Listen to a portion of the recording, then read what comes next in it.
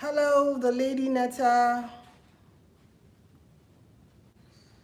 Thank you for joining in. Mama Jalov. Hello. The real Henry Jose. Thank you for joining in. Priscilla. Thank you all for joining in.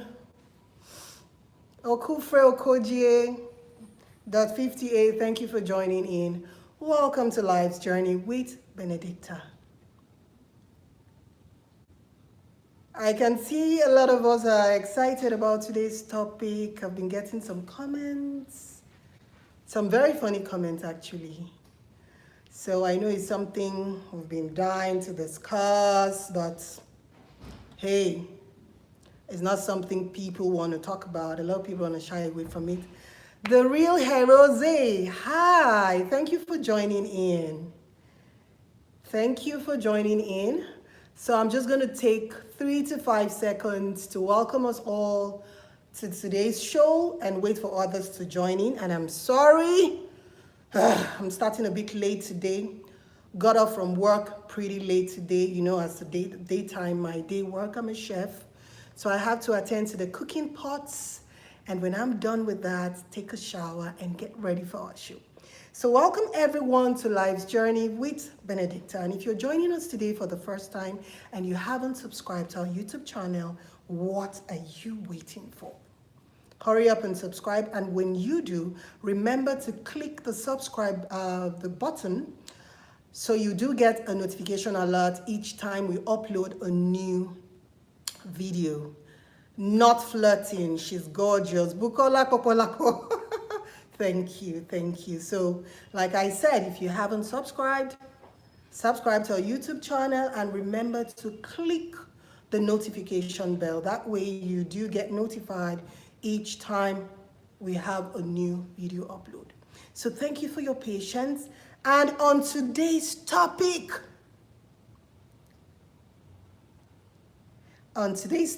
with Benedicta and Life's Journey, we're going to be discussing what you do after filing for your divorce. Do you stay celibate?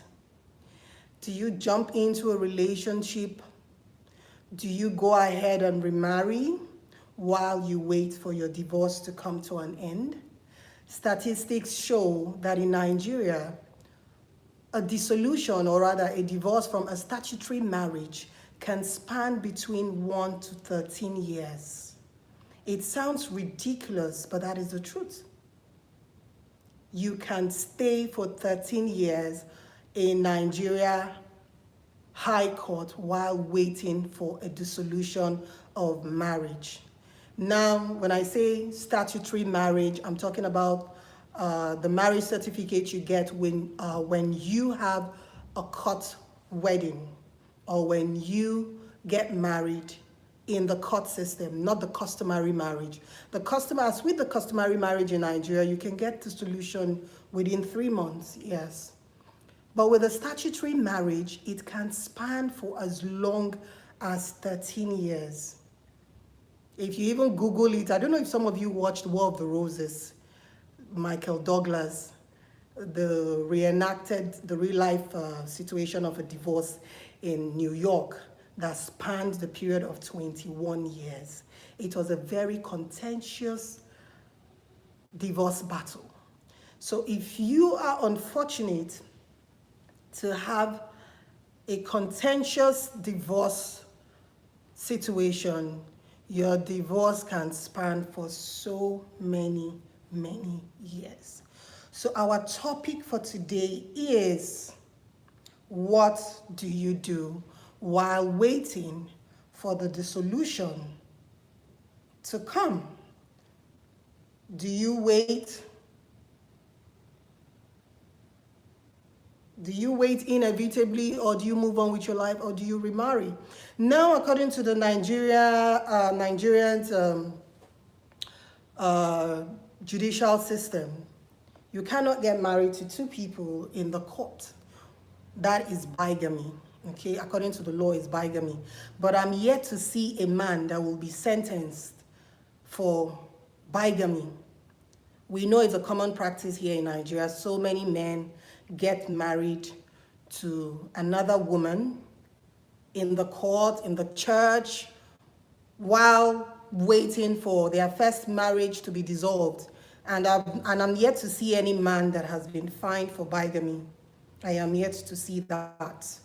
But if you flip it around, when women try to move on with their lives, they are called all sorts of names: hoes, prostitutes, wayward. You know, when it's flipped around, even if these women do not go through with the court processes of getting married a second time, just for the mere fact that they have decided to move on, they have decided to move on with another relationship, they are called all sort of names. But I am yet to see a man that will be called a male hoe for remarrying while he's not officially divorced from his first marriage. So now, we are going to talk about this from both sides of the coin. We don't want to look at it as a woman thing or as a man thing. We want to ask a general question. What would you do if you're in a divorce situation and your divorce is spanning for 5, 6, 7, 8, 10 years, 2 years, 3, 4 years? What are you going to do? Are you going to stay celibate? Are you going to remarry? Or are you going to go a-whoring? When I use the word a-whoring, Fifi Love came and she was laughing. Okay, now you see, the term a-whoring. Hello, Nii, thank you for joining in. Thank you for joining in. So it's a very delicate question to ask.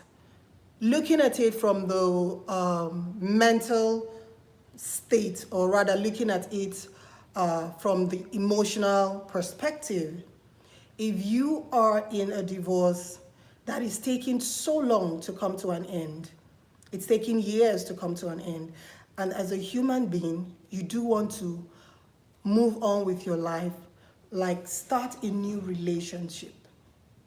You found someone you love and you want to move on, you want to remarry, but of course, you cannot do that in the court system, because remember that you cannot get married to two people in the court system if the first marriage hasn't been annulled. That is legally looking at it.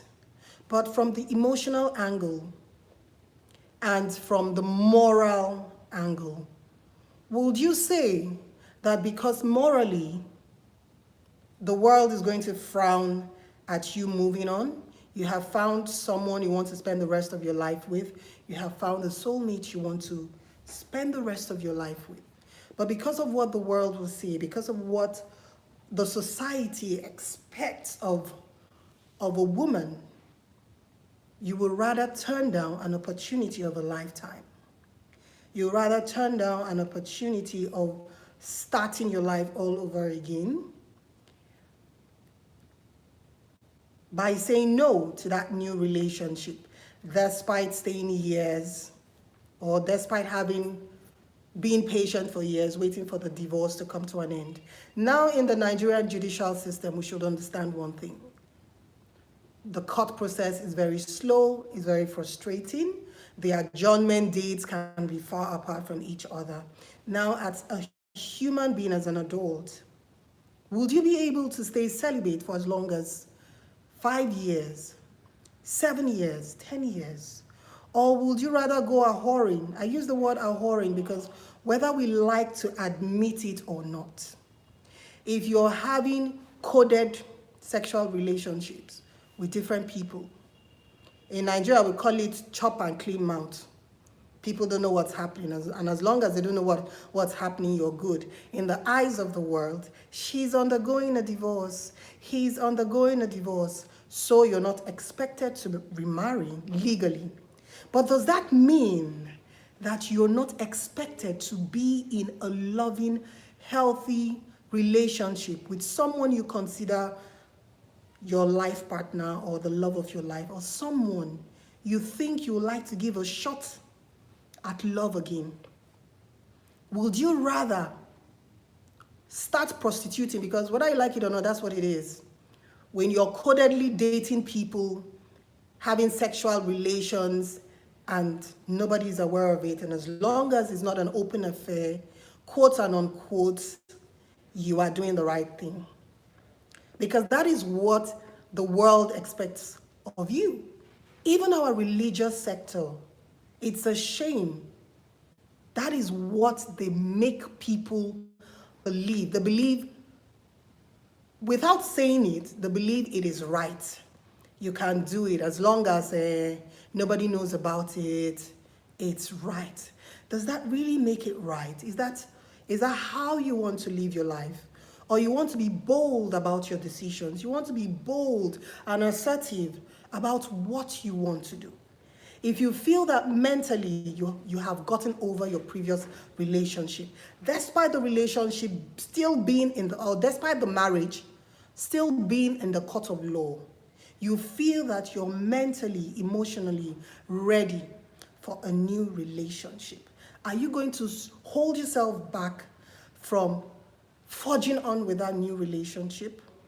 Would you rather say no to a loving, beautiful new union and rather go a whoring, having secret coded relationship, sexual relationship with different people at different intervals because, quote and unquote, you are trying to look good before the world, you're trying to look good before your church, you are trying to prove to the world that you are waiting for your divorce to come to an end.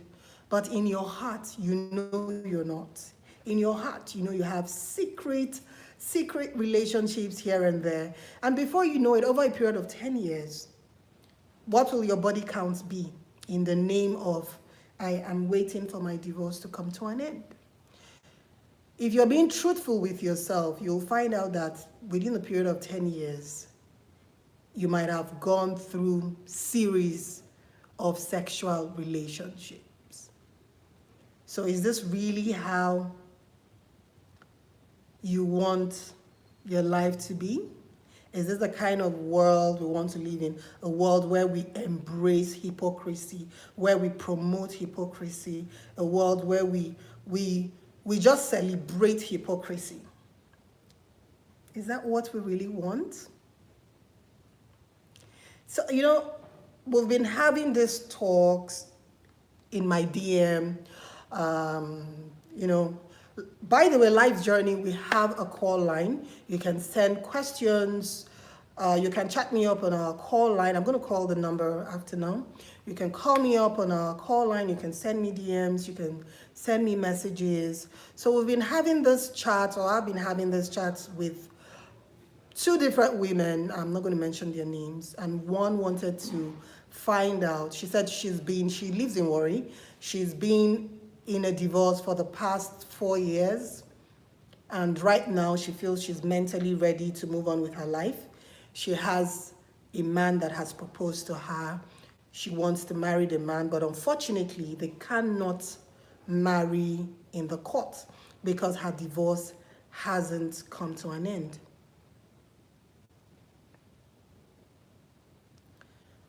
Okay, they aren't mutually exclusive. You can be in secret and have one relationship, or you can be open and bold and have 50 relationships. Yes, truth be told, yes, that is very true. But we're speaking about a situation, or rather we're talking about a situation whereby you're ready to move on with your relationship. You want to remarry. You found someone you want to spend the rest of your life with. You found someone you want to give a go at love again. You want to give love a chance again. But because of how slow our Nigerian judicial system is, the solution of a marriage, a statutory marriage in Nigeria, doesn't come that easy. Like I said, it can span between 1 to 13 years. And with very contentious divorce situations, it can even span longer. Okay? So if you happen to be in this situation, like the lady from Warri I'm talking about, I'm not going to mention her name, she has been in this divorce situation for the past 4 years. And she wanted to know, she asked me, she said, Tastebudz, should I marry this man. I've been in a divorce situation for 4 years plus. I've been dating this guy for about a year and 8 months, and he has proposed to me. He wants to marry me. Should I marry him? That was what she asked me. And to be honest, I told her that if she feels that she is mentally and emotionally ready to make that commitment, because it has to do with you. I keep telling people, you see, what this thing brings us to is being a man and a woman of your word. For me, marriage it's both parties saying I do to each other in the privacy of their home or wherever it is. It is your word, I do. Let your yes be yes and your no be no, making you the man or woman of your word. I think somewhere in Matthew 5:37, Christ said it, let your yes be yes and your no be no. That is, if you're a religious person and you understand, or you've read the Bible, you understand the importance of being a man of your word. No matter what you write on a wedding certificate, it's not going to make you stay in a union or in a marriage if you do not want to stay in a marriage. No matter what the certificate says, you are now Mrs. This, you are now married, I now consider you husband and wife. All those things are formalities. The most important thing is you being the man or the woman of your word. If you have made up your mind and you have given your promise to spend the rest of your life with someone, the word, the spoken words that you've said is more valuable than any document you can get in any high court, in any marriage institution. So I asked her, if you have made up your mind or you have told this man you want to spend the rest of your life with him and he has told you the same, both of you are as good as married.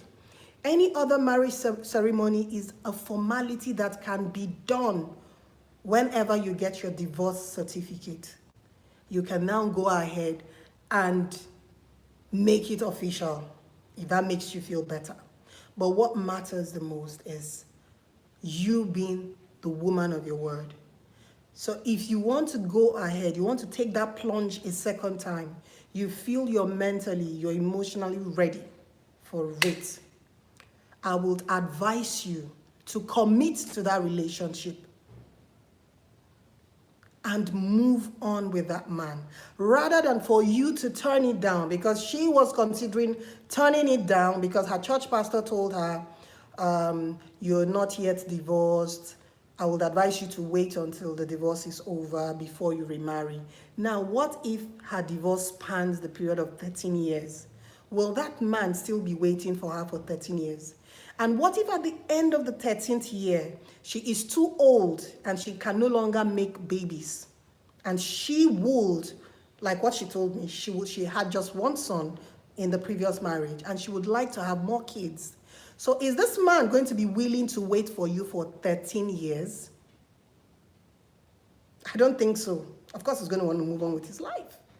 So my advice to her was, if you are mentally, emotionally, spiritually ready to commit to this relationship, you know you want to spend the rest of your life with this man, please move on. Tell him, yes, you will marry him, and start living as husband and wife. Whenever your divorce is finalized and you have your dissolution certificate or your divorce certificate, you can now proceed to make your new marriage official. I would rather advise you to do that than for you to turn down an opportunity to find love again and then risk being exposed to numerous relationships that will come your way. Yes, you're going to be tempted. Because whether you like it or not, in a loving relationship, a man is a covering for the woman, a woman is a covering for the man. So when you're not in a loving relationship as a woman or as a man, you have no sexual covering. You are putting yourself at a risk of falling for anyone that comes. Eventually, you're going to be whoring unintentionally, by the way. It's unintentional because You didn't set out to go a whoring, but because you have chosen to wait for the duration of the divorce, which you do not know when it's going to come to an end, because you feel is the best thing to do because of what your church pastor has told you or what you feel the people around you will say. You have exposed yourself to unnecessary risk. Some people are afraid of committing into a loving relationship while their divorce is ongoing because of what they feel people will say. Mentally, emotionally, they are ready to date. They are ready to start new relationships. But because of what people will say, they will rather not commit to a loving and a respectful relationship. They would rather sneak around codedly, girls code, and see different men, different women. And in the eyes of the world, they are waiting for their divorce to be over. Does that really make any sense? Does it make any sense at all? It doesn't. Why do we embrace hypocrisy so much? Why do we promote hypocrisy so much in this part of the world? We all watch Western movies. I know a lot of us watch Western movies, be it Hollywood, Bollywood. You see how divorce situations are being handled overseas. While the divorce is ongoing, if the man or the woman feels like he or she is ready to date, she can actually start dating. And the world is not going to frown at him or her. But here in Nigeria,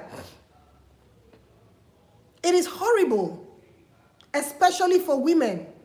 When men do these things, it is deemed fit as normal. But when women try to pick up the pieces of their lives and move on, people become judgmental of them for doing that. Same thing when we have a widow situation. They expect you to remain a widow until the day you die. They don't care if the woman was widowed at 23 or she was widowed at 22 and she's a young woman, that at some point in her life she needs to move on.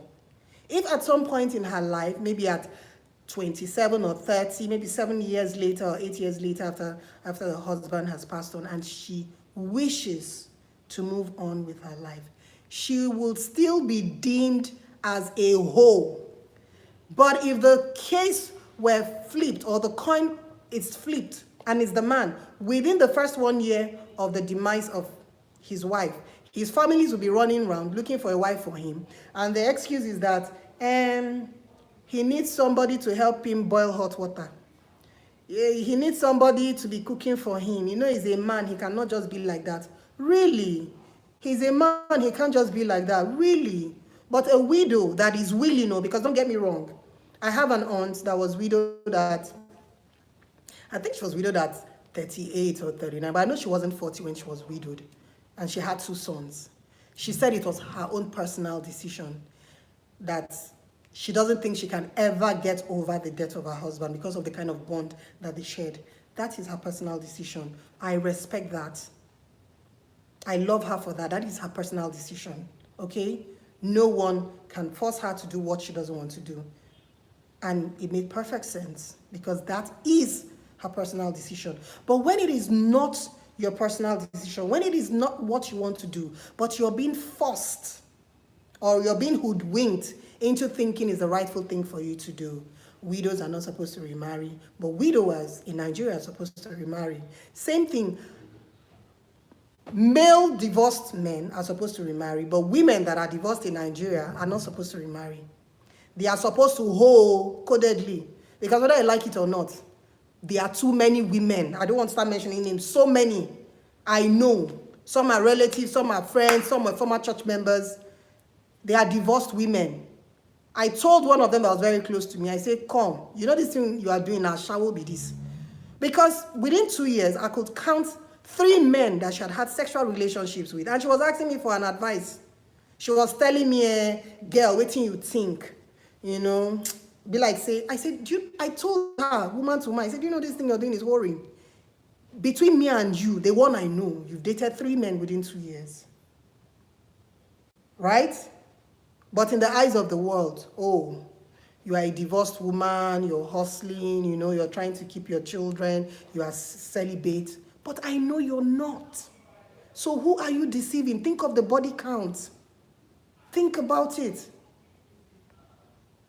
Listen, don't get me wrong. I know some people are unfortunate. After a divorce, it is really difficult to find, even if they want to move on with their life and get into another relationship.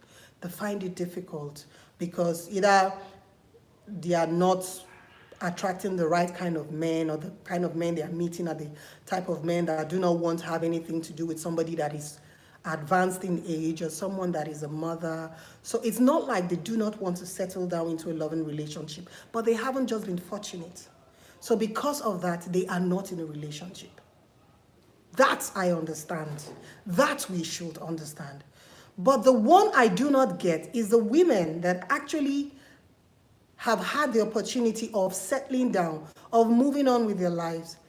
But because they want to stay political, they don't end. They rather hoe around, sleep around codedly because they want to stand politically correct. That is what I am against, and that is what I am here to advise women, even men. There is no need going around embracing hypocrisy. There is no need going around lying to yourself and lying to people around you, telling them you're celibate. Oh, I'm waiting for my divorce to end. Who are you fooling? We know you're not waiting. We know you're codedly doing things behind. The worst form of deceit in this world is self-deceit. Please, let's stop deceiving ourselves. Let's be honest. Pluto Togba. Hello. But what's wrong with dating 3 men in 2 years? If she's an adult and she's choosing not to settle down yet. Well, like you said, it has to do with your moral values as a person. If you feel that dating 3 men in 2 years and you're not ready to settle, it's okay by you. Who am I to judge? I'm not here to judge anyone, you understand? But I'm only telling you that if you do have an option of settling down rather than dating around, even while your divorce is going on, please settle down, okay?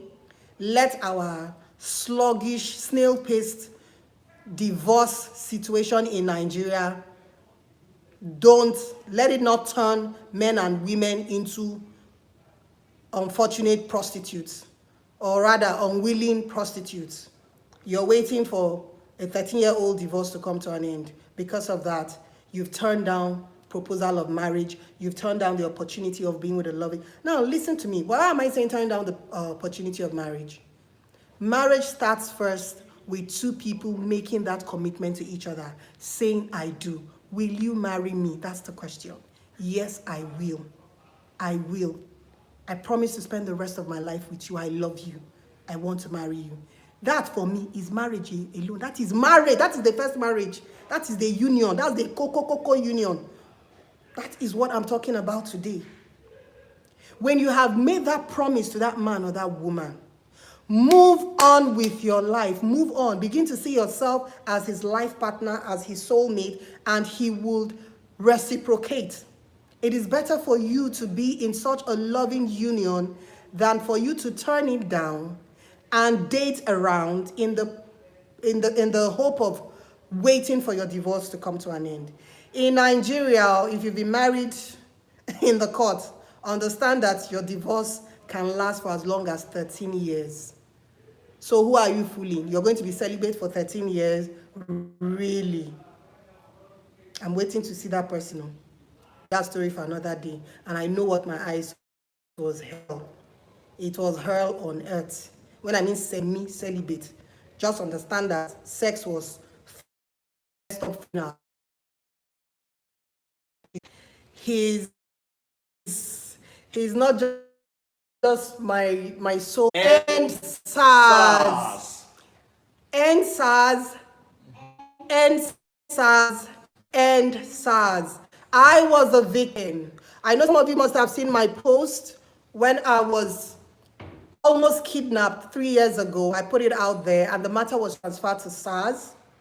And as soon as that matter got to SARS, the matter died.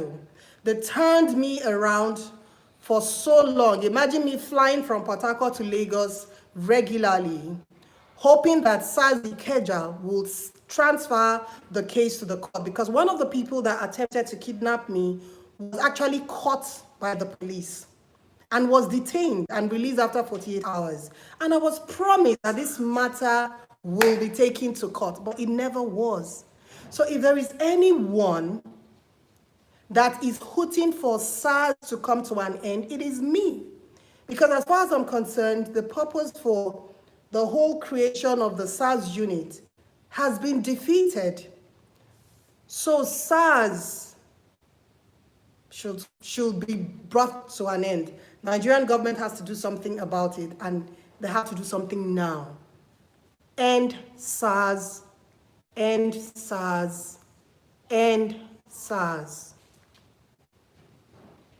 Shey Balola, Yawa don gas. No, Yawa no gas. We're still on track, but I just want you all to know where, or rather my stance on this SARS issue is.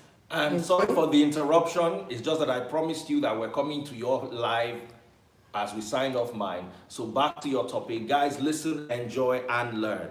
And remember, we need a free country for us all. Love you guys. Tastebudz. Free country, protection of our human rights. It's fundamental. So back to what I was saying, right? Back to what I was saying. Please, let us not embrace hypocrisy. Let us not promote it. Let us do what we know is in our own best interest.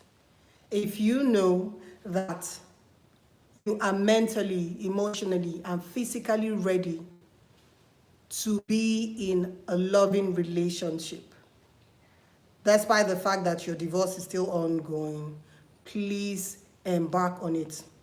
I would rather advise you to do that than to go a-whoring unconsciously or consciously. Okay? Unconsciously, we've discussed it. You just find yourself dating all over the place because you do not have a covering. You don't have a male or you don't have a female covering. That is not what you want for yourself. So please, please, please, girls code, coded dating, so that my pastor will not catch me, coded dating, so that my neighbors will see me as a good person. Please, let's stop fooling ourselves. Self-deceit is the worst form of deceit in this world. You can deceive everyone, but when you start deceiving yourself, you have failed as a human. So thank you guys for joining in. And if you have this kind of person where we they shout and since she still they do waiting she they do now, wow. Yes, we've talked about NSAS, but back on the topic, there was a topic for today.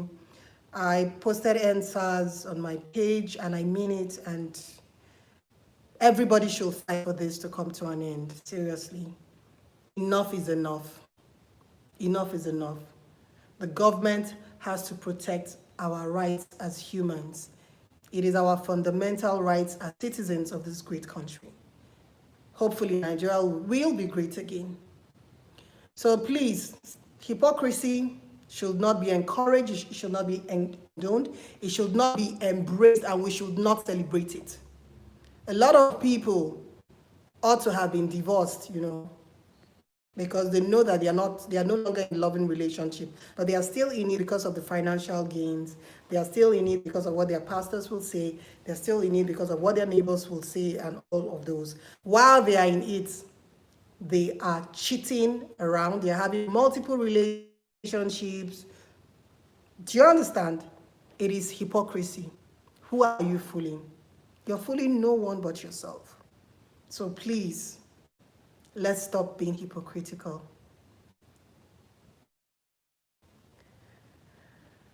Simply Vic, I love this topic. Thank you so much. If you have anything to say or you want to contribute to this topic, you have a previous experience you'd like to share with us, please wave your hands and I can bring you in to join. I can bring you on to share your experience with us.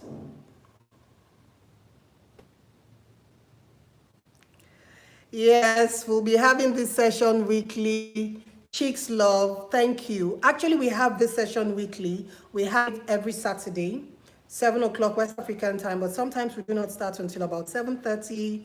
Network issues, sometimes me running very late from my kitchen, and I'm unable to start 7 for 7, but the time is 7 to 8 p.m. or 7:30 to 8:30 p.m. every Saturday.